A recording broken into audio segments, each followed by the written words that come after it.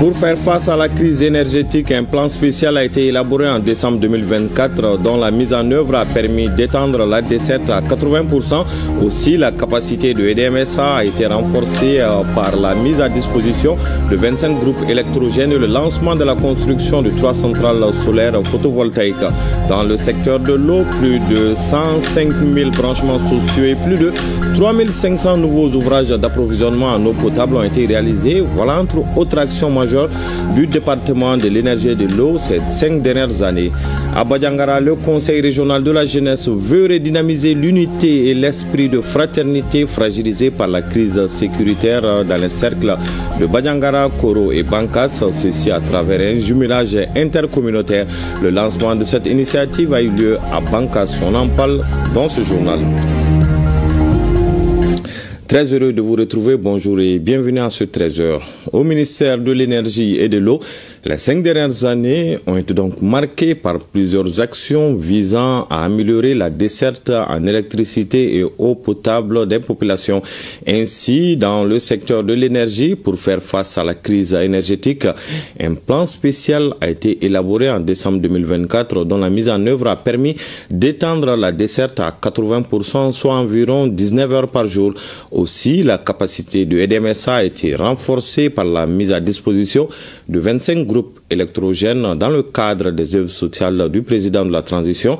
Les grandes actions du département ont porté également sur le lancement de la construction de 3 centrales solaires photovoltaïques par le chef de l'État, le général d'armée Assimi Goïta.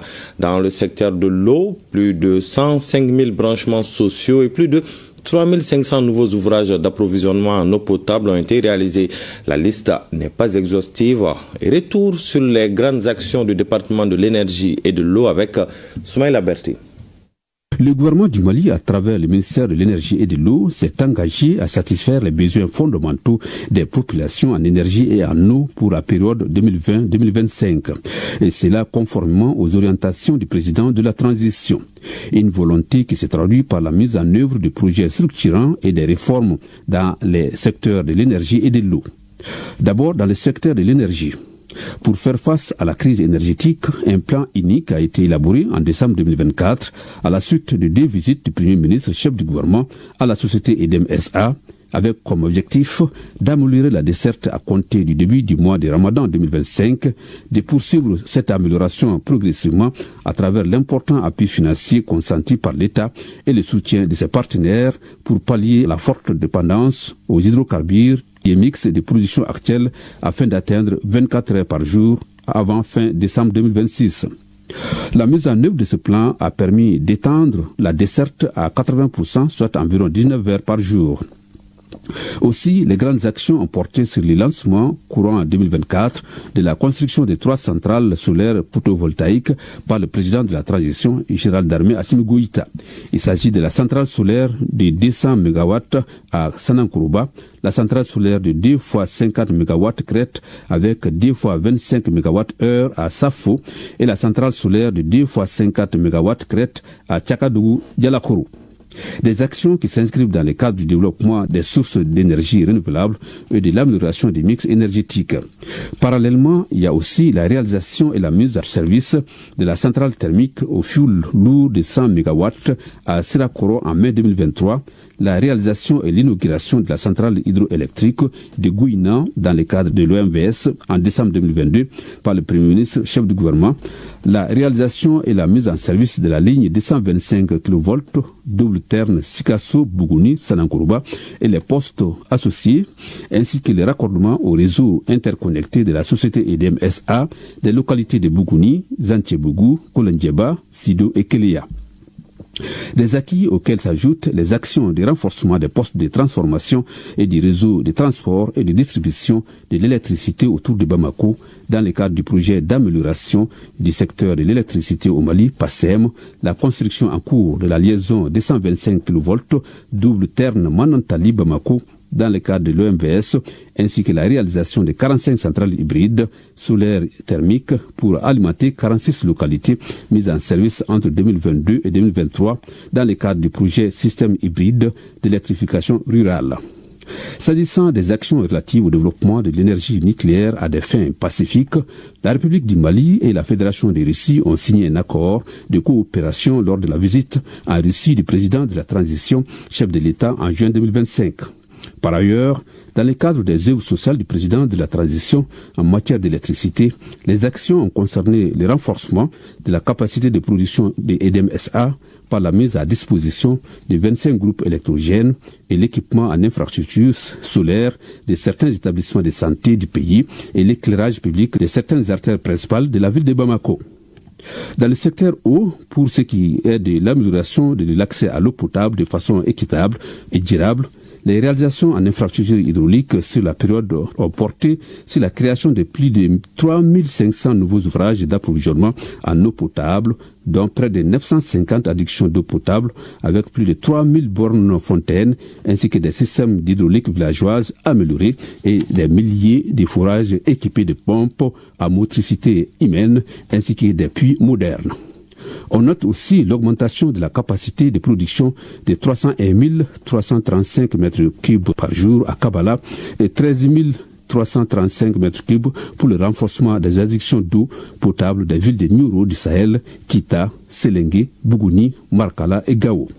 Ensuite, plus de 2100 km de réseaux de distribution ont été réalisés à Bamako, Nioro du Sahel, Kita, Selengue, Bougouni, Markala et Gao. 1455 bornes fontaines et 105 144 branchements sociaux réalisés. Dans ce contexte, la production annuelle d'eau potable de la Chemagep SA est passée de près de 150 millions de mètres cubes en 2020 à plus de 198 millions de mètres cubes en 2025, soit une hausse de 32,7%. Ce qui aboutit à l'augmentation du nombre d'abonnés qui est passé d'un peu plus de 310 000 en 2020 à près de 436 000 abonnés en 2025 sur l'ensemble du territoire national, soit une hausse de 40% pour 125 580 abonnés supplémentaires. Il faut noter aussi au titre des acquis le lancement à Caille des travaux du projet d'appui pour la sécurité de l'eau au Mali, passément en juin 2025. En outre, ces actions intègrent la réalisation de 450 forages équipés de systèmes d'adduction d'eau dans le cadre des œuvres sociales du président de la transition, chef de l'État, le général d'armée Assimi Goïta. À noter enfin un acquis important pour le secteur de l'eau a versé au compte de la transition. La Constitution de juillet 2023 a, à son article 10, fait de l'accès à l'eau un droit fondamental. À cela s'ajoute la réforme intervenue dans le domaine des énergies renouvelables avec la fusion en décembre 2024 de l'Agence des énergies renouvelables AER et l'Agence nationale des énergies et biocarburants ANADEB pour donner naissance à l'Agence nationale des énergies renouvelables et des bioénergies ANERB. Sur un tout autre sujet, 86 pupilles de la République ont participé à un concours de lecture à la Bibliothèque nationale. Répartis selon leur âge, les enfants ont découvert des contes. Les élèves du DF ont travaillé sur des lettres adressées à Amadou Hampâté-Bâ, tandis que les élèves du terminal se sont penchés sur des thèmes comme la paix. L'initiative visait à cultiver le goût de la lecture chez les pupilles. L'activité entre dans le cadre des vacances des pupilles de la République. Les précisions avec Soumao Aïdara. Ce mercredi 3 septembre à 9h35 précise, 86 jeunes pupilles de la République franchissent les portes de la Bibliothèque nationale. Impatients de découvrir l'univers fascinant de la lecture, ils sont répartis en deux salles selon leur âge. Les plus jeunes sont initiés au plaisir simple des contes et une séance de questions-réponses. Les élèves de la 9e année au terminal, eux, ont concouru après avoir lu des livres. Je suis vraiment content. On a découvert beaucoup d'auteurs, précisément Amadou Hampâté-Bâ sur son discours de la jeunesse malienne. Il y avait plusieurs thèmes comme la connaissance de soi, la paix. Moi j'ai pris la paix. J'ai parlé un peu de la paix, de faire voir aux Maliens que quand on est ensemble, on est invincible. Tout pays qui songe au développement doit d'abord essayer de restaurer la paix. Au-delà des simples concours, cette initiative visait avant tout à susciter l'amour de la lecture et à favoriser la réflexion chez ces jeunes. Ce n'est pas que des activités ludiques. À cela, nous ajoutons des activités didactiques de connaissances. C'est pour vous donner le goût de la lecture. C'est aussi pour ceux qui ne l'ont pas, faire un déclic par rapport à la lecture, apprendre à lire et surtout à comprendre. Ils viennent de découvrir la Bibliothèque nationale, ses richesses, donc ça va leur dire qu'il y a une bibliothèque à leur disposition et que les services y sont gratuits. Un second pas, c'est qu'ils ont découvert la lecture et ils ont apprécié les jeux. Troisième point maintenant, c'est la collaboration entre les services publics. Les meilleurs participants ont reçu des livres en récompense avec pour objectif d'enrichir leur niveau personnel. Actualité à l'intérieur du pays, tout d'abord à Koutiala où les forces vives ont été édifiées sur les grandes dispositions de la Charte nationale pour la paix et la réconciliation nationale. Le document est perçu comme un instrument d'éveil de conscience collective pour la construction nationale basée sur le respect des valeurs sociétales. Les précisions avec Brima Kone et Assit Amberti. Les forces vives de la région de Koutiala ont eu droit à la restitution de la rencontre nationale de validation de la Charte nationale pour la paix et la réconciliation nationale. Des explications sur les dispositions saillantes du document sont données par Adama Ben Chérif Diarra et Adama Kouyaté sous l'égide du directeur de cabinet du gouverneur de la région de Koutiala.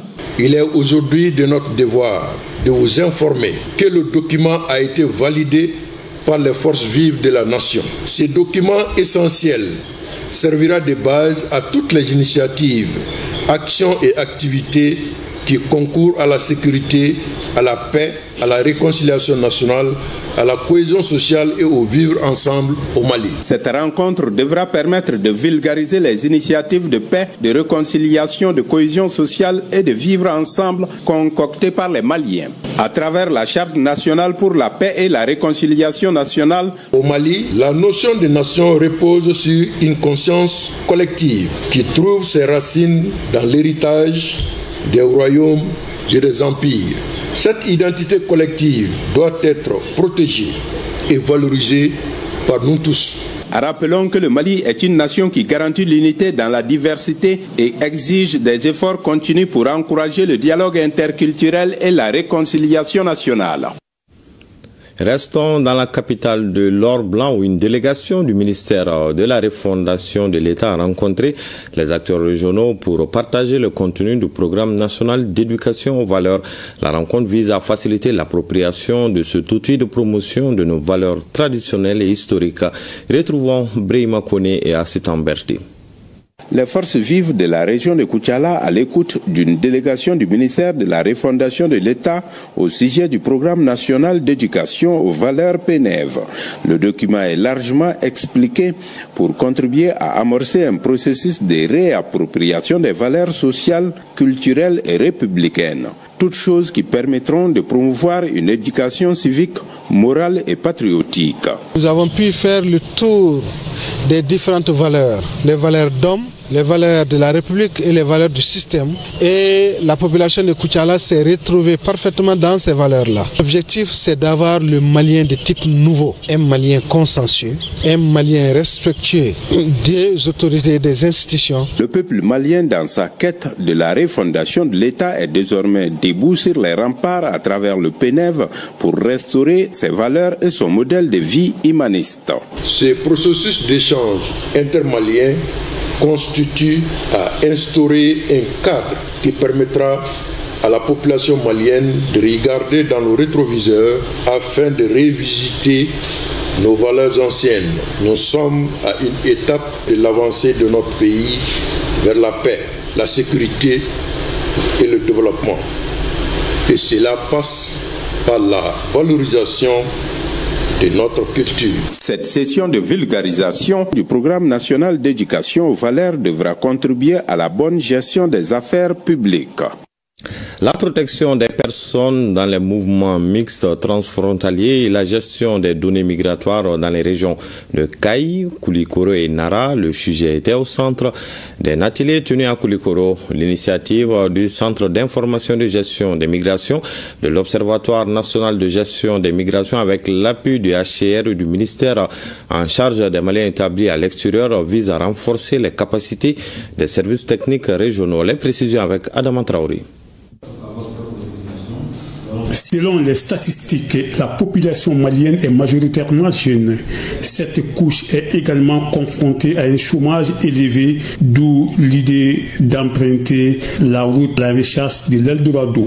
C'est à travers ce constat alarmant que les centres d'information et de gestion des migrations, SIGEM et les HCR conjuguent leurs efforts en vue d'indiquer ces phénomènes. Cet atelier marque donc, mesdames et messieurs, un tournant décisif dans notre manière d'aborder les défis liés au mouvement mixte au niveau local et traduisent notre engagement collectif à construire un Mali inclusif où chaque acteur est impliqué dans la gestion des mouvements mixtes puisse jouer pleinement son rôle. Les participants composés des autorités, des services techniques de l'État, des forces de défense et de sécurité seront outillés en matière de protection des personnes dans les mouvements mixtes transfrontaliers et la gestion des données migratoires dans les régions de Kaï, Koulikoro et Naran.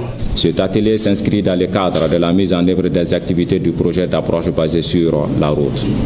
Il vise à renforcer les capacités des autorités locales, les forces de défense et de sécurité afin de leur permettre de mieux assumer leur rôle dans la protection des personnes déplacées de force, autres personnes vulnérables, tout en félicitant une meilleure collaboration avec le ministère des Maliens établi à l'extérieur et de l'intégration africaine, les centres d'information et de gestion des migrations, le HR et ses partenaires. Cette session de 2 jours vise 3 objectifs. Premièrement, renforcer les capacités des autorités et services techniques en matière de protection internationale et de gestion des données migratoires. Deuxièmement, outiller les forces de défense et de sécurité pour mieux répondre aux défis posés par les mouvements mixtes, tout en garantissant le respect des droits humains. Et enfin, troisième objectif, instaurer une coordination renforcée entre les acteurs étatiques et les partenaires techniques et humanitaires. Les recommandations qui seront issues de ces travaux permettront de donner une orientation pour freiner ces phénomènes. Je vous le disais dans les titres, à Badiangara, le Conseil régional de la jeunesse veut redynamiser l'unité et l'esprit de fraternité fragilisés par la crise sécuritaire dans les cercles de Badiangara, Koro et Bankassa, ceci à travers un jumelage intercommunautaire. Le lancement de cette initiative a eu lieu à Bankassa. On en sait plus sur cette initiative avec Agibou Koulibaly et Mohamedou Sidibé. Durant plusieurs années, l'insécurité au centre du Mali a profondément affecté les relations entre communautés, sémant méfiance et isolement. Face à cette réalité, le comité de jumelage des cercles de Koro, Bankas et Badiangara a pris l'initiative de réunir les jeunes dans une dynamique de rapprochement. Ce jumelage n'est pas une fin en soi. Il est le début d'une alliance historique. Une alliance des peuples pour dire non à la haine et à la division, et oui à l'unité et à l'entente. Ensemble, nous devons bâtir des ponts entre nos villages, entre nos communes, entre nos générations. Ensemble, nous devons prouver que le futur de notre région ne se construira pas avec des armes. Quant au président du comité de jumelage de Bankas, il a exprimé sa satisfaction de voir Bankas accueillir cette initiative. La première édition du jumelage régional, dans le comité est né de la volonté des jeunes des 3 cercles de la région de Badiangara, de s'unir et agir et bâtir ensemble un avenir à radieux pour nos communautés dans le but de renforcer la paix, la cohésion sociale et le vivre ensemble. Pour sa part, le représentant du Conseil régional des jeunes de Badiangara a insisté sur l'importance d'impliquer la jeunesse. Ces jeunes traduit non seulement une volonté politique et sociale, mais aussi un engagement profond en faveur de la paix, de la solidarité et du développement partagé. Beaucoup de gens ne savent pas ce que veut dire jumelage. C'est très très important.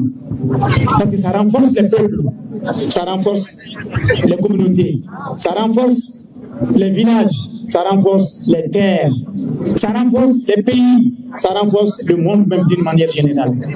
Parce que comme on le dit, on ne peut pas vivre reclus dans la forêt. Il faut s'adapter, il faut être au milieu de la société. Parce que toute société a besoin de vivre en symbiose. Les activités phares ont été variées, des compétitions sportives, des prestations culturelles, une conférence débat et même une visite touristique, autant de moments de partage qui ont favorisé l'entente et le brassage, en rassemblant les jeunes autour de la culture, du sport et du dialogue. Plus de 10 000 paquets de boissons sont gracieusement distribués aux fidèles musulmans à l'occasion de la célébration du Mawlid 2025. L'initiative est de la société Bramali qui veut apporter son soutien aux musulmans. Cette opération est en cours depuis 2017. Une de nos équipes de reportage a sillonné la ville de Bamako pour constater l'effectivité de cette opération. Une équipe conduite par Kassim Diallo.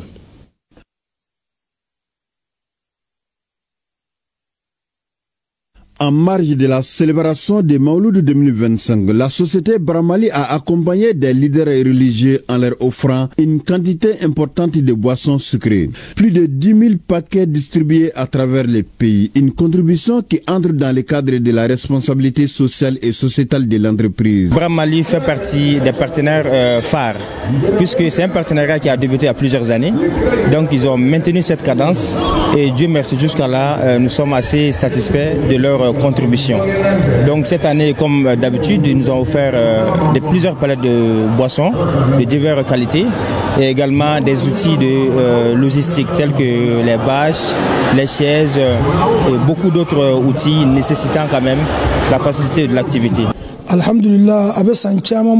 fait plusieurs années que Bramali apporte sa contribution dans l'organisation du Mawlud. L'islam est basé sur la solidarité et le prophète a toujours demandé aux musulmans de s'aider mutuellement. L'opération Mawlud de la société Bramali a commencé depuis 2007, soit 18 ans de solidarité en faveur de la communauté musulmane durant le Mawlud. Nous remercions la société Bramali pour ce geste. Cela fait 10 ans que nous recevons leur contribution. Mawlud peut être un facteur aujourd'hui de cohésion sociale, mais également un facteur de paix et d'entente. Donc aujourd'hui, le pays a besoin des activités comme ça pour vraiment permettre à la population vraiment de se réunir et de parler le même langage. Je pense que c'est une très bonne chose et aider son prochain dans des situations difficiles comme ça, vraiment je pense que c'est une très bonne initiative et également c'est une action vraiment à imiter. À l'occasion de la célébration des Mawlud 2025, plusieurs fidèles musulmans, leaders religieux et prêcheurs ont bénéficié des boissons de la société Bramali à travers tous les pays. C'est sur cette belle initiative que prend fin ce journal. À 20h, vous avez rendez-vous avec Awaditma Kamara pour la grande édition du soir. Quant à moi, je vous donne rendez-vous demain, même heure et avec le même plaisir. Excellente journée.